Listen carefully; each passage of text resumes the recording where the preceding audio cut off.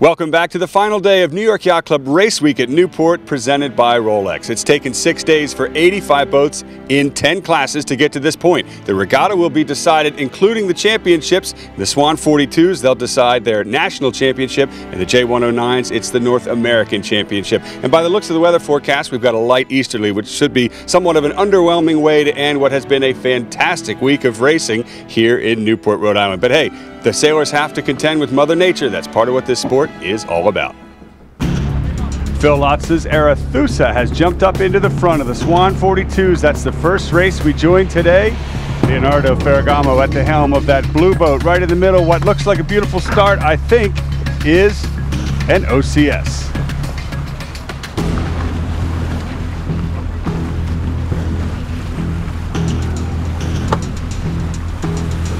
Give Chris Culver's Blazer some credit though. Pin in, beautiful job, and bow down.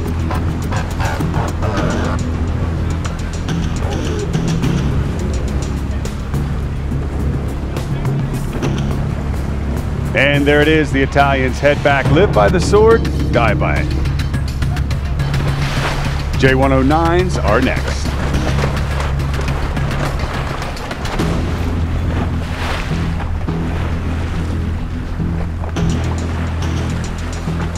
Next is the J109's turn. Look at 260. I'm pretty sure that's going to be very close. Still 3 seconds to go to the start. And that bow, folks, is definitely over. Mad Dog will have to spin back.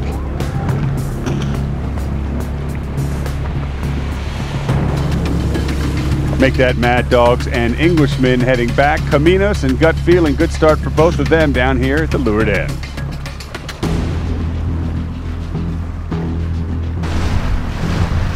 It's a left shift and pressure right, which has most all of the 109s on port tack.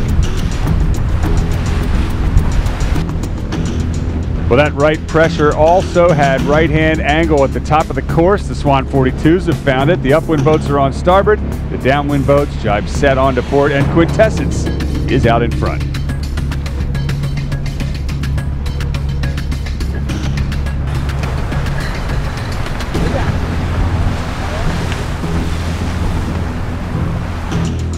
Top mark for the J109s. We're likely to see some of the same stuff. Here's Nordlis in the lead. Dead downwind at that set. Is it a jibe? No. Head back up. We'll see what the rest of the fleet does.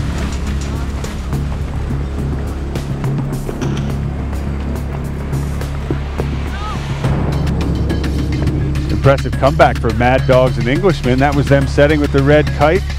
Remember, they were over. Now back in the game. Caminos, also a bear-away set. So these guys are all doing bear-aways and then a jibe.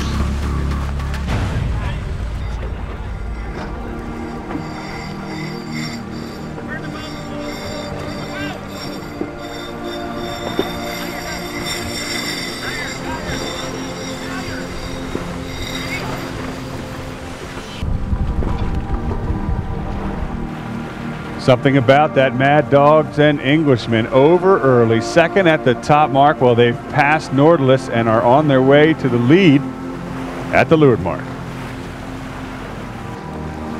This right-hand shift is held, so the rest of the fleet follows them on port.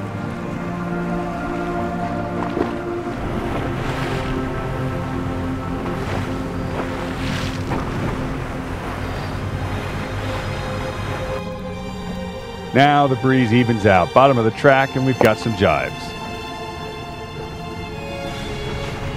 Here at the leeward mark, the Mad Dogs can't be stopped, and neither can the Englishmen. Left-hand gate and a change of course. Lucky for the lead boat, everyone behind is jammed in like a big traffic jam for second through roughly 10th place. All of them looking at this left-hand gate. Blue boat is Emoticon. Now they are the division leader. They're in about 15th place, trying to get inside Caminos. That's not going to happen.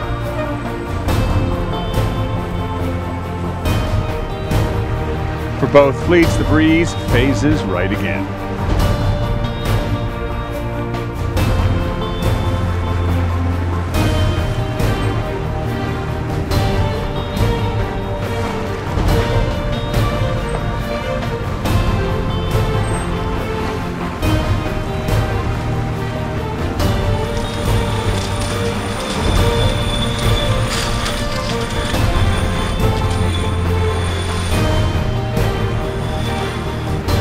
Swan 42s are headed to the finish. Roger Windman's Quintessence is in the middle there, but he's getting attacked from both the left and the right.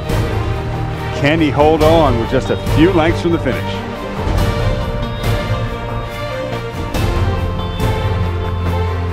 Will he snatch defeat from the jaws of victory, or will he be able to hold on with John Healy's daring on the outside? But Quintessence does it, just barely.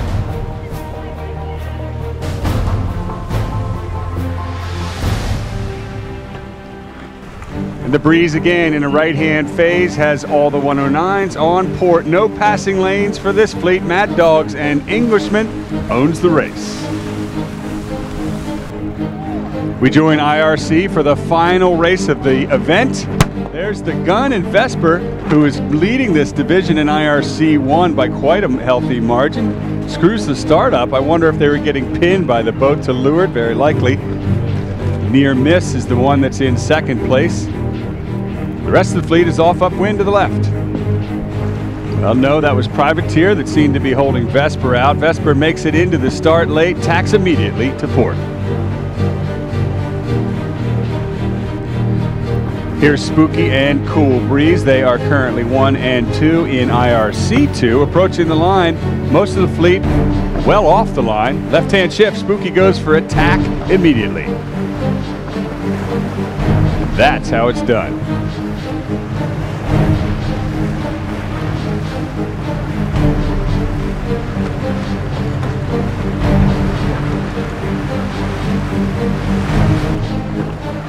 Jonathan Bartlett at the back of Downtime, checking the Breeze as IRC 3 prepares for the start.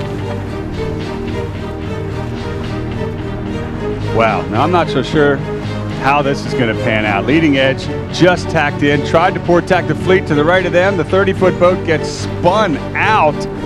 Literally, they stopped dead in the water. Another boat was over early. All the entertainment is here in IRC 3 at the start.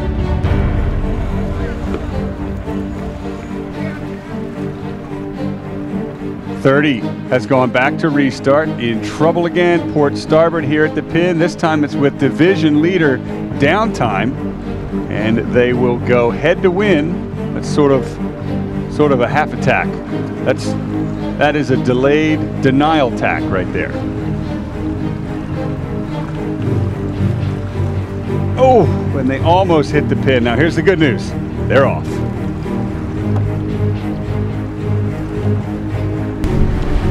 Upwind Downtime gets back in the game thanks to a big left-hand shift.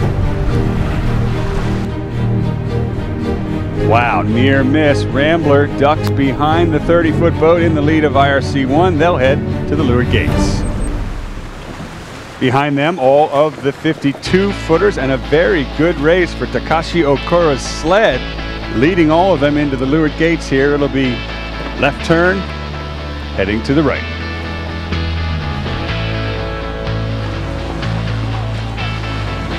Two jibes and a drop right here at the mark for Hooligan, and look at that, folks. The crew pulls it off beautifully. Now behind them, somewhere, is Jim Swartz's Vesper. They're having possibly their worst race of the series. Tough one.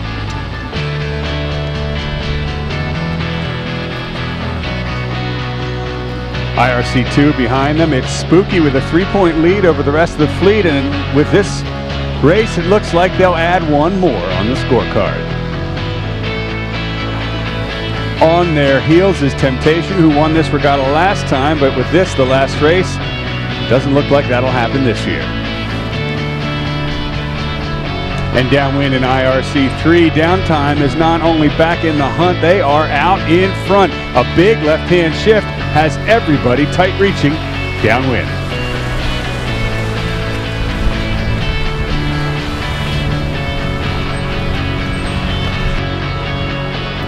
Here's the rest of the fleet, and 30 has caught up quite a bit. Looks like she likes this angle.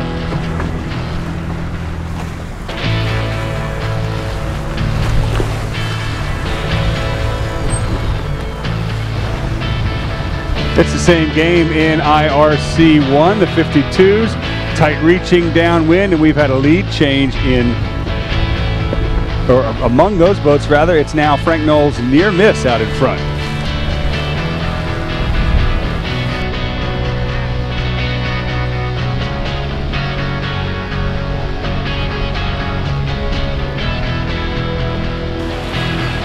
Two legs later, and it's a win for Spooky in this race, and most likely overall.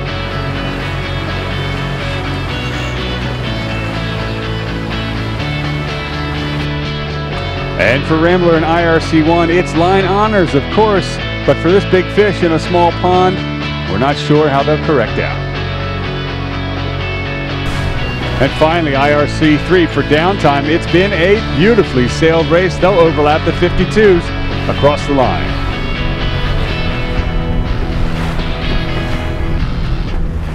And so the light easterly built into quite a good day of sailing and a fitting end to a spectacular week of racing here as New York Yacht Club Race Week at Newport, presented by Rolex, comes to a close. For a complete list of results, you can log on to the New York Yacht Club's website, and we certainly hope you've enjoyed our coverage. I'm Tucker Thompson for T2P TV. Thanks for joining us.